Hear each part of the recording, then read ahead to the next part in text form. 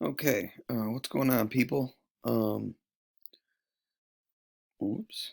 Okay, so today we're going to be talking about power, um, and its relationship to voltage and current. So voltage and current should be terms that you're somewhat familiar with at this point. Power, should be a little bit new. What is power? Power is a measure of how much energy, is used in a given period of time. So we measure kind of like Usually we measure it in watts, which is how much energy is used per second. Um, so it's usually given the variable P for power, and then again, like I said before, it's measured in watts, and that's abbreviated with the W. Watts tells you how much energy is used per second. Um, okay, so for example, power P equals 60 watts. That might be how you would write out the power for a given device. Okay, so at this point we've got quite a few variables that we've learned in this unit, and so I just want to kind of just do a brief review of those. So we've got voltage, that's abbreviated with a V, or sometimes voltage is called potential. That's abbreviated with a V. It has units volts, and the units are also V. Um, Current is usually given the variable I. It's measured in amps, and that's abbreviated with an A. Resistance, that's usually given the variable R. That's measured in ohms and is given the units omega, that little horseshoe symbol. And then last up, the new one that we learned today is power. That's given the variable P, has units watts, and the units are usually abbreviated with a W. Um, so those are the variables that you should know, and you should know all the units and the variable abbreviations for each one. Okay, so Ohm's Law, just a quick review of this. Remember that there's three different ways to write the equation for Ohm's Law. If you cover up V, you get I and R on bottom. Those are multiplied times each other, so V equals I times R. If you cover up I, you're left with V over R, so I equals V divided by R. And then similarly, if you cover up R, you're left with V over I, so the third equation is R equals V over I. Okay, so the relationship between power, voltage, and current is very similar. And so we're going to again represent that with a multiplication triangle. So this is the triangle for Ohm's law and the three equations that you can get for it. The power triangle is going to be very, very similar. So we've got a power on top and then voltage and current on bottom. So if I cover up power, I get P equals V times I. It's because those two are on bottom and they're next to each other.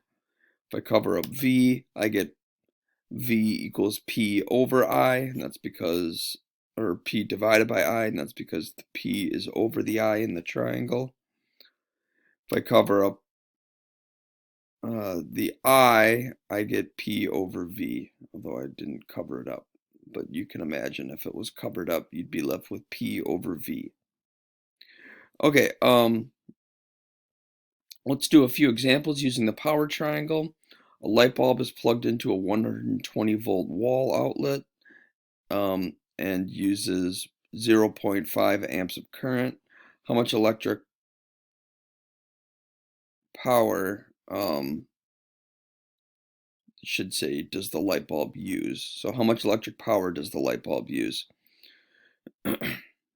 um, well, we don't know how much electric power, so that's going to be our unknown. The voltage is 120 volts. The current is 0.5 amps. Okay, so we're looking for power, so we're going to cover up power in our triangle. It's going to give us P equals V times I. The voltage is 110, the current is 0.5, so we're going to plug those into our equation and multiply them together, and we'll get a power of 65 watts. If you're confused where I'm getting the units for, just refer back to that little table that we filled out earlier, and you should have the units for each variable in there. Example 2, how much current does a 150 watt toaster use when plugged into a 100 volt wall outlet? So, power, that's 150 watts. The voltage is 100 volts.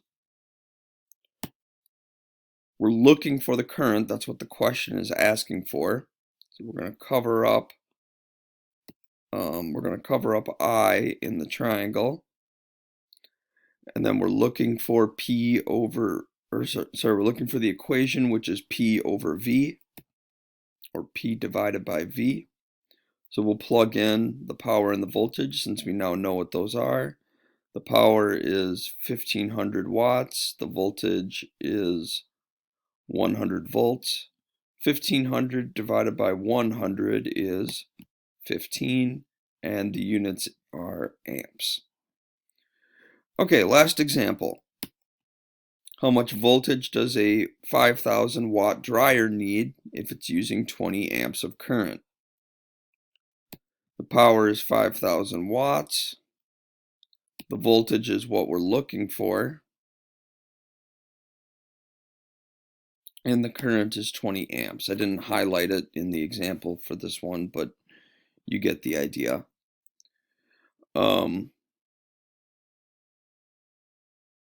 So we're looking for voltage, so let's cover up voltage in the triangle. Voltage is P over I, or P divided by I. The power is 5,000 watts. The current is 20 amps, so the voltage is going to be 5,000 divided by 20. It's going to get us to 250 volts. Okay, and so then you've got 5 practice problems here. The first 3 are very similar to the examples. The 4th and 5th one are going to require you to use Ohm's Law and the power triangle. So give those a try. If you get confused, you can always ask me a question. Otherwise, we're going to go over that tomorrow in class. Okay. Yeah, let me know if you have any questions, and good luck.